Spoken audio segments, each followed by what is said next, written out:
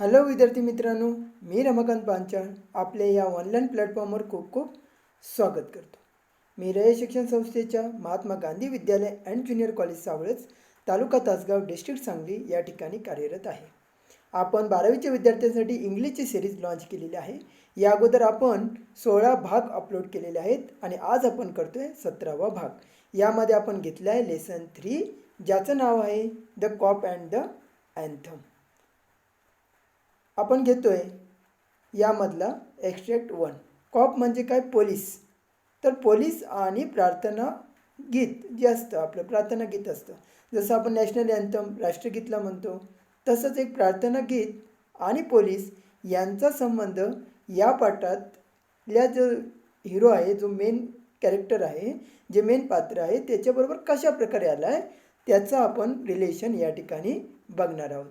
तर वेळ वाया न घालवता आपण आपल्या सेशनला सुरुवात करूया. सर्वात प्रथम आपण बघूया इंट्रोडक्शन ऑफ ऑथर. या पाठाचा लेखक आहे O Henry. O Henry is an American writer. तो सुरुवातीला काय होता बघा, सुरुवातीला तो होता एक पत्रकार. ओके, त्याने ह्युमन पोस्टच्या वृत्तपत्रासाठी आपलं काय केलेलं आहे, रिपोर्टिंग केलेलं आहे. तर या पाठात त्याने काय लिहिलेलं आहे बघा, in this story the main character is सोपी. सोपी हा या पाठातला काय आहे, मेन कॅरेक्टर आहे, जो वेगबॉन्ड आहे आणि पर्सन विथ क्रिमिनल बॅकग्राऊंड, ज्याचं काय आहे बघा, गुन्हेगारी पार्श्वभूमी आहे. आणि तो काय करतोय बघा, he makes different plans to reenter the prison. तुरुंगात जाण्यासाठी वेगवेगळे प्लॅन करतोय बघा. तुरुंगात जायचं आहे त्याला.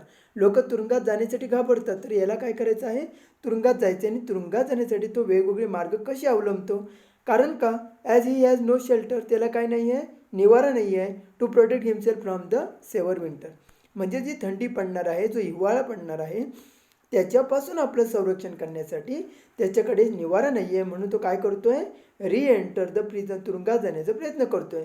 The story ends in an unexpected way. Unexpected वेमध्ये स्टोरी काय होते, ज्याचं आपण एक्सपेक्ट करत नाही, ज्याची आपण काय करत नाही, इच्छा करत नाही, असं एक वेगळंच काय होतं, वेगळंच एंडिंग या धड्याचं आपल्याला पाहायला मिळतं. Soapy's futile attempt to go to arrest in a very humorous way. म्हणजे सोपी काय करत होता, इथे स्वतःला अरेस्ट करून घेण्यासाठी वेगवेगळे प्रकार अवलंबत होता. बघा या ठिकाणी काय सांगितलेलं आहे, the cop and the anthem is about freedom and confinement. Confinement म्हणजे काय बघा, तुरुंग. Initially Soapy feels that there is a freedom in confine. तो काय समजतो बघा सुरुवातीला, की त्या तुरुंगामध्येच आपलं स्वातंत्र्य आहे, परंतु the notes of an anthem transfer him from within and he resolves to work hard.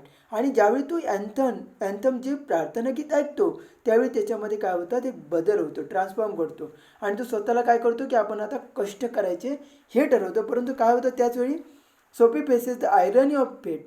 आयरनी म्हणजे नशिबाचं काय म्हणतो आपण, उलटफेर, आयरनी, विरोधाभास पाहायला मिळतं.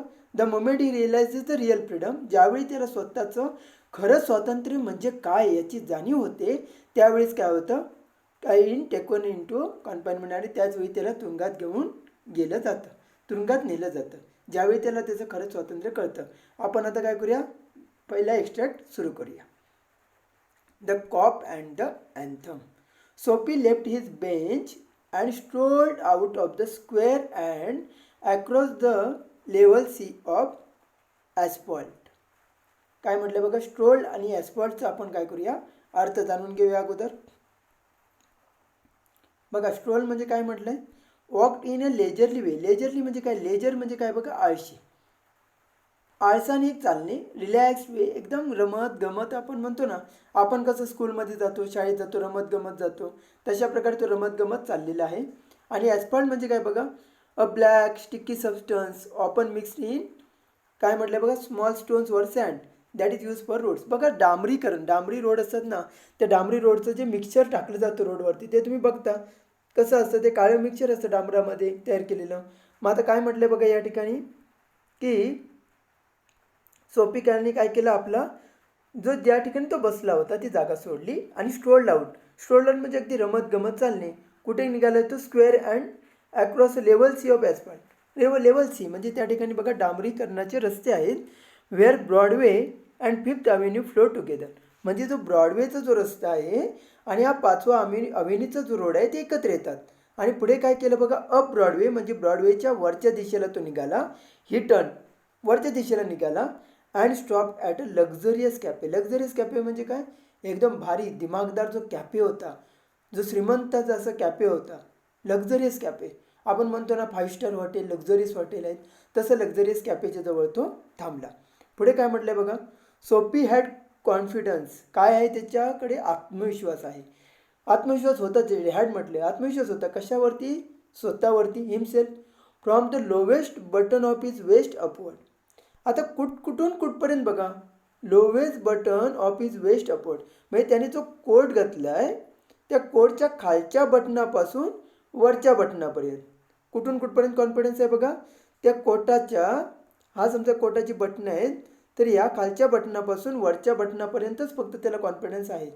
म्हणजे लेखकाला काय म्हणायचं, फक्त जो त्याने कोट घातला आहे तोच फक्त ठीकठाक आहे. ओके, समजून घ्या तुम्ही, वरच्या फक्त कोटावरतीच त्याला आत्मविश्वास आहे. आणखीन काय म्हटले बघा, ही वॉज शेवन म्हणजे आज त्यांनी काय केलेली आहे, दाढी नीटनेटकी केलेली आहे. And his coat was trim and his neat black bow had been presented to him by a lady missionary on Thanksgiving Day. आता या ठिकाणी काय काय आले बघा, की त्याचा कोट काय ट्रिम आहे, नीटनेटका आहे, ठीक आहे. आज अजून काय घातले त्याने, नीट ब्लॅक बो म्हणजे एक सुंदर अशी स्वच्छ अशी काळी एक बो असतो असा असा एक बो असतो बघा. तुम्ही हिंदी पिक्चरमध्ये वगैरे बघितलं असेल, ते असं कॉलरला तो असं बो लावला जातो, बो असतो त्याला म्हणतात बो, तो कॉलरला लावतात बघा कोट घातल्यानंतर. मग तो एक बो आहे त्याच्याकडे, तो कुणी दिला होता त्याला, had been presented to him by lady मिशनरीने दिला होता.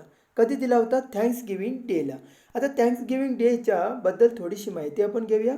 थँक्सगिव्हिंग डे म्हणजे काय बघा, the 4th Thursday of November म्हणजे नोव्हेंबर महिन्याचा जो 4था गुरुवार असतो, मार्क्ड बाय रिलिजियस ऑब्झर्वन्सेस म्हणजे जे रिलिजन धार्मिक लोक आहेत ते 4थ्या गुरुवारी नोव्हेंबरच्या and traditional meals with family काय करतात ते बघा, की जेवण देतात. काय करतात ते, लोकांना जेवण देतात त्यावेळी. म्हणजे काय करतात ते, रिलिजियस धार्मिक लोक आहेत आणि जे ट्रेडिशनल फॅमिली आहे ते काय करतात, की लोकांना काहीतरी देतात. थँक्सगिव्हिंग डे काहीतरी द्यायचं असतं, काहीतरी गरिबांना वाटतात. मग त्या दिवशी सोफीला काय मिळाले सांगा, सोफीला काय मिळालं, एक बो मिळाला आहे आणि तो आज त्यांनी घातलेला आहे. म्हणजे आज कोट पण घातला आहे आणि त्याने बो घातलेला आहे. जर तुम्हाला विचारलं ॲपियरन्स कसं आहे सोफीचा, तर सोफीने कोट घातलेला आहे आणि एक नीटनेटका काय घेतलेला आहे, बो घातलेला आहे. पुढे काय म्हटले बघा, if only he could reach a table in the restaurant म्हणजे इफ ओनली जर तो टेबलपर्यंत, रेस्टॉरंटच्या टेबलपर्यंत अनसस्पेक्टेड कसा पोचायला पाहिजे. सस्पेक्ट म्हणजे काय बघा, सस्पेक्ट म्हणजे शंका आणि अनसस्पेक्टेड म्हणजे काय, तर जर त्याच्यावर कोणीही डाऊट नाही घेतला, विदाऊट डाऊट जर तो कुठपर्यंत पोचला, टेबलपर्यंत पोचला रेस्टॉरंटच्या. बघा काय म्हटलं आहे, जर तो डाऊट न म्हणजे काय त्याचं व्यक्तिमत्व बघा, त्याच्यावर लोक संशय घेत आहेत. म्हणजे आज त्याला असं वाटतं की तो संशय न घेता, कोणी संशय न घेता जर तो टेबलपर्यंत पोचला तर काय होईल बघा, सक्सेस वुड बी हिज म्हणजे तो यशस्वी झाला. जर तो टेबलापर्यंत पोचू शकला ना तर तो यशस्वी होईल. कसा टेबलपर्यंत पोचला पाहिजे, अनसस्पेक्टेड पोचला पाहिजे. म्हणजे जर शंका कोणीच घेतली नाही आणि जर तो टेबलपर्यंत पोचला तर त्याला आज काय मिळालं म्हणायचं, सक्सेस मिळालं असं म्हणता येईल. The portion of him that would show above the table would raise no doubt in the waiter's mind म्हणजे वेटरच्या माइंडमध्ये कोणताही रेज नो डाऊट म्हटले बघा, कोणतीही शंका येणार नाही. कधी शंका नाही येणार, portion of him that would show above the table म्हणजे टेबलच्या वरती जो पोर्शन त्याचा दिसेल, जो पोर्शन त्याचा दिसेल कुठे, टेबलच्या वरती, वूड रेज नो डाऊट म्हणजे कोणतीही शंका उत्पन्न करणार नाही. कुणाच्या माइंडमध्ये, त्या वेटरच्या माइंडमध्ये. असं त्याला वाटतंय की त्याचा कोट चांगला आहे, बोआ चांगला लावला आहे म्हणजे आणि दाढी पण केलेली आहे, म्हणजे वरचा भाग, टेबलच्या वरती जो भाग दिसेल त्याच्यामुळे काय होणार नाही, शंका येणार नाही असं त्याला वाटतंय. पण पुढे काय झालं बघा, आणखीन काय खायचं त्याला बघा, अ रोस्टेड मेलॅड डक. मेलॅड डक म्हणजे काय, एक वाईल्ड डक, त्याचं मीठ खायचं त्याला, रोस्टेड भाजलेला वाईल्ड डक खायचं आहे. थर्ड सोपी विचार करतोय, would be about the thing is a.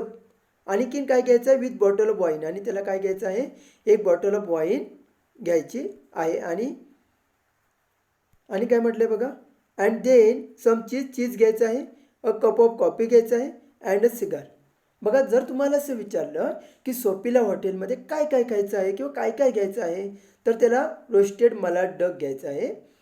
अजून काय घ्यायचं आहे बघा, एक वाईनची बॉटल घ्यायची आहे, एक सम चीज घ्यायचं आहे आणि कप ऑफ कॉफी घ्यायचं आहे आणि एक सिगार घ्यायचा आहे. आणि सिगार किती रुपयाची घ्यायची बघा, $1 for the cigar would be enough. $1 सिगारसाठी काय होईल, खूप खूप इनफ आहे, पुरेसं आहे. The total would not be so high. बघा काय म्हणतोय तो. आणि हे जे टोटल होणार आहे, हे जे पैसे खर्च होणार आहेत ते काय एवढी जास्त नसणार. To call forth any extreme of revenge. Revenge म्हणजे काय बघा, बदला. आणि एक्स्ट्रीम म्हणजे काय, अतिशय, म्हणजे अतिशय रागावणे. म्हणजे बघा एवढे काय जास्त पैसे नाही होणार असं तो म्हणतोय की फ्रॉम द कॅफे मॅनेजमेंट. म्हणजे कॅफेचा जो मालक आहे तो काय एवढा चिडणार नाही, एवढी काय जास्त रक्कम नाही आहे की एवढा तो चिडेल. एक्स्ट्रीम म्हटले बघा, एवढाच चिडेल. रिव्हेंज म्हणजे बदला घेण्यासारखं, चिडून बदला घेण्यासारखं एवढं काय काय जास्त नाही आहे. सो हाय काय म्हटलं बघा, वुड नॉट बी सो हाय, म्हणजे एवढी काय जास्त नसणार रक्कम की कॅफेचा मालक काय होईल, माझ्यावरती चिडेल. And at the meat would have leave him filled. आणि जे मीठ, जे मांस खाणार आहे ते त्याला काय करेल, तृप्त करेल. कशासाठी, तृप्त आणि आनंदी करेल. For the journey to his winter island. आता विंटर आयलँड म्हणजे या ठिकाणी काय म्हणायचं त्याला बघा, विंटर आयलँड याचा अर्थ या ठिकाणी प्रिझन, तुरुंग. विंटर आयलँड म्हणते बघा, हिवाळी बेट. म्हणजे त्याला बघा हिवाळ्याची थंडी बाहेर राहून सहन होत नाही आहे, म्हणून त्याला कुठे जायचं आहे, हिवाळ्याच्या बेटावरती जायचं आहे. आता हिवाळ्याचं बेट म्हणजे काय, तर तुरुंग. म्हणजे तुरुंगात त्याला काय होईल, प्रोटेक्शन मिळेल. कशापासून, थंडीपासून. म्हणजे बघा माणसं काय विचार करतात की थंडीपासून बचाव होण्यासाठी आपण कुठे जाऊया, तुरुंगात जाऊया. मग तुरुंगात जाण्यासाठी त्यांनी पहिला मार्ग कोणता अवलंबला आहे की एखाद्या हॉटेलमध्ये जायचं, भरपूर खायचं आणि बिल द्यायचं नाही. म्हणजे हॉटेलवाला काय करेल, पोलिसांना बोलवेल आणि पोलीस मला तुरुंगात घेऊन जातील. म्हणजे मला 3 महिन्याचं काय होईल, जेल होईल, तुरुंगवास होईल. आणि 3 महिने माझं काय होईल, थंडीपासून सुटका होईल. काय म्हटलं बघा, विंटर आयलँड. विंटर आयलँड याचा अर्थ हिवाळी बेट म्हणजेच काय, तुरुंग. But as Sophie set foot inside the restaurant. परंतु जसं सोफीने आपला पाय त्या रेस्टॉरंटमध्ये ठेवला, सेट फूट, जसं प्रवेश घेतला तसं काय झालं, the head waiters I fail upon.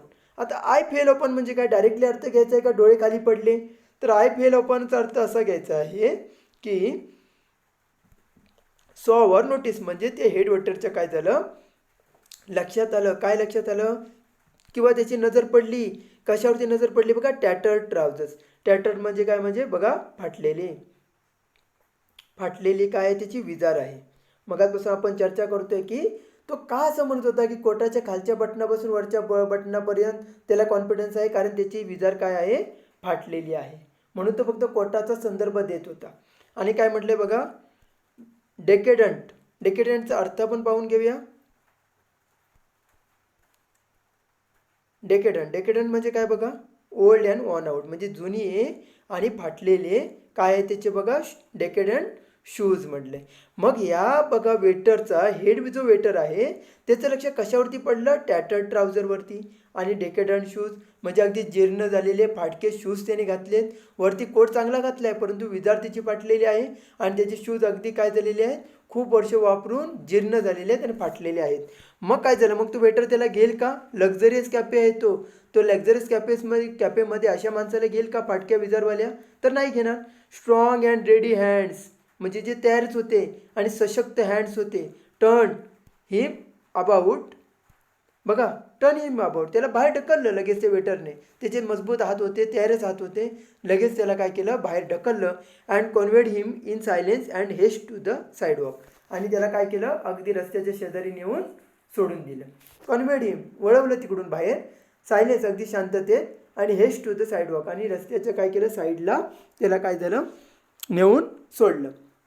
आणि काय केलं बघा, अवॉर्डेड द इग्नोबल फेट ऑफ द मेनेन्स मलाड. आता काय म्हटलं बघा, इग्नोबल म्हणजे काय बघा, इग्नोबल म्हणजे डिसऑनरेबल. आणि इथे काय घ्यायचा अर्थ, लो म्हणजे लाजीरवाना. बघा, कुणाच्या नशिबातला लाजीरवाना, फेट म्हणजे नशीब.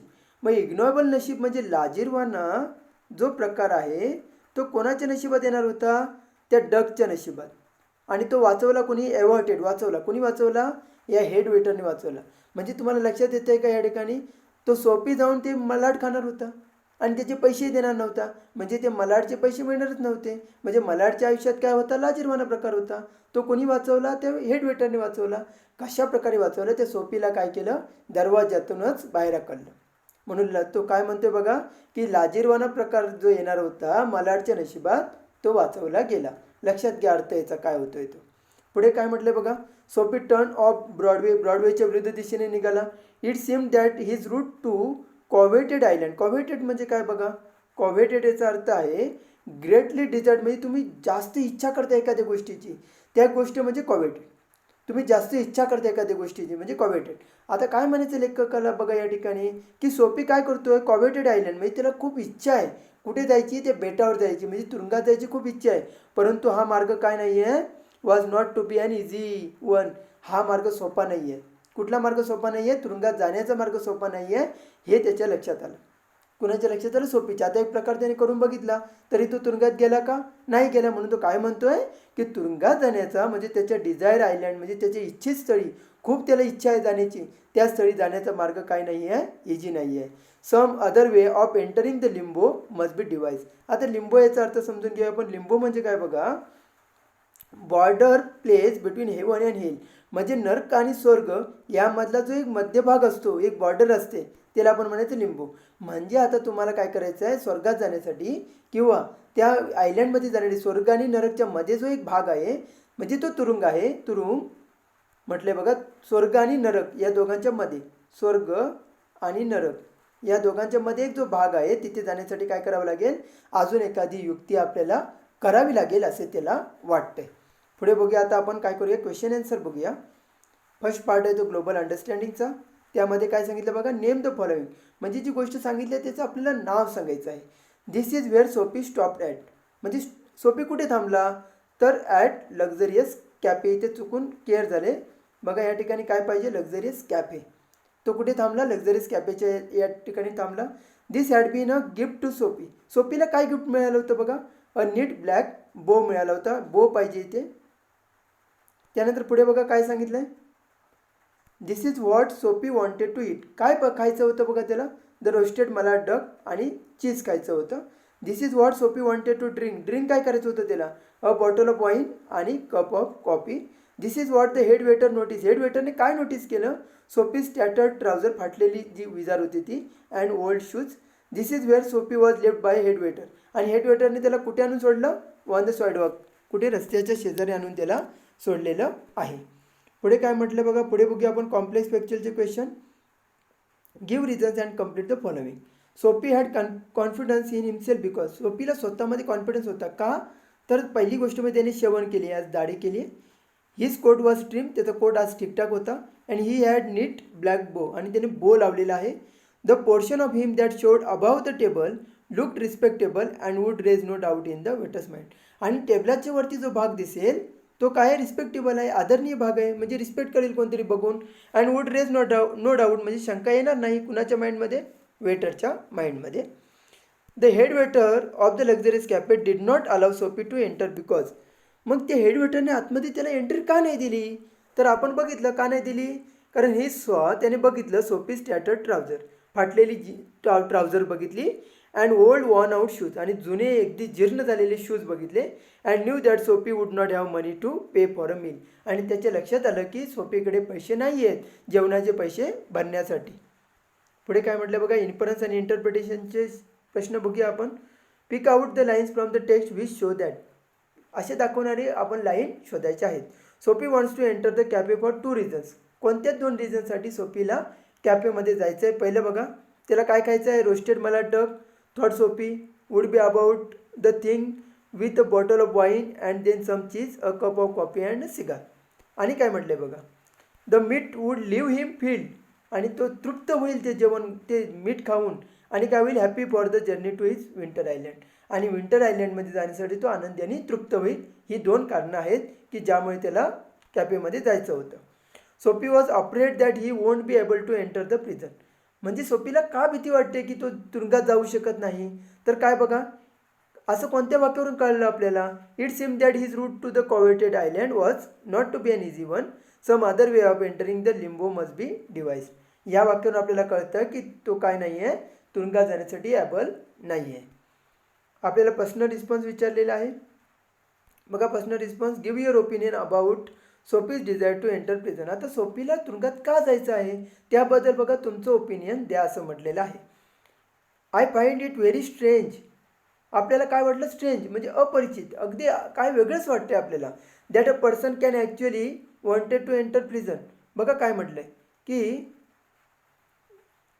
एखाद्या माणसाला प्रिझन तुरुंगात जायचं आहे हे जर ऐकून वेगळं वाटलं. What ever be the reason, काय पण रिझन असू दे, पण हे जरा ऐकून वेगळं वाटलं.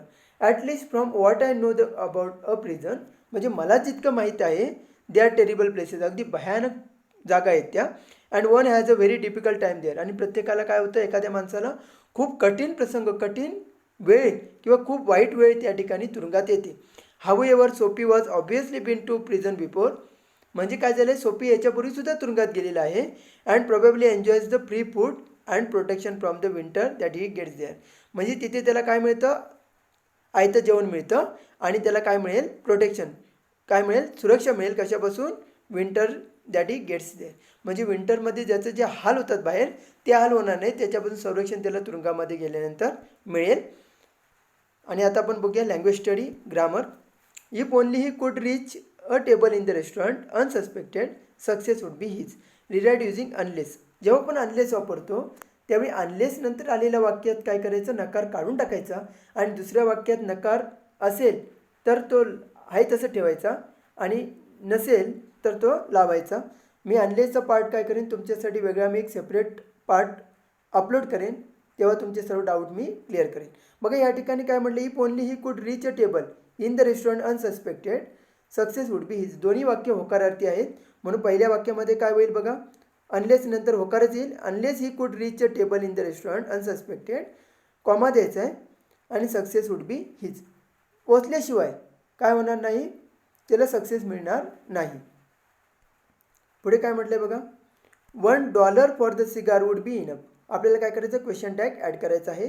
$1 for the cigar would be enough, वाक्य लिहून घ्यायचं, त्यानंतर कॉमा द्यायचा आणि त्यानंतर वाक्यात आलेले सहाय्यकारी क्रियापद घ्यायचं. बघा घेतलं आपण वूड आणि वाक्य होकारार्थी म्हणून काय झालं, वुडंट. आणि या ठिकाणी $1 म्हटलं आहे, त्यामुळे त्याच्यासाठी आपल्याला काय वापरावं लागेल, इट वापरावं लागेल आणि मग क्वेश्चन मार्क द्यावा लागेल. Some other way of entering the limbo must be devise. Use and infinitive in place of gerund. म्हणजे जेरंड हे बघा, एंटरिंग हे काय दिलेलं आहे, जेरंड दिले आहे आणि त्याच्याऐवजी इन्फिनेटिव्ह म्हणजे काय करायचं, टू एंटर वापरायचं. आता टू एंटर वापरावं लागेल. Some other ways to enter, बघा काय वापरले या ठिकाणी, टू एंटर वापरले. The limbo must be devise. आणि अशा प्रकारे आपण जेरंडचं काय केलं आहे, जेरंडचं काय केलं, इन्फिनेटिव्ह केलेलं आहे. तर विद्यार्थी मित्रांनो, तुम्हाला जर माझं टीचिंग आवडलं असेल तर कृपया लाईक करा, माझ्या चॅनलला शेअर करा आणि अजूनपर्यंत तुम्ही माझ्या चॅनलला सबस्क्राईब केलं नसेल तर कृपया सबस्क्राईब करा, जेणेकरून जे जे पार्ट मी नवीन अपलोड करतो त्याचं नोटिफिकेशन तुम्हाला सर्वात पहिलं मिळेल आणि तुम्ही तो पार्ट आरामात बघू शकाल. तर माझं तुम्ही चॅनल बघताय त्याबद्दल तुमचे खूप खूप धन्यवाद. Thank you very much.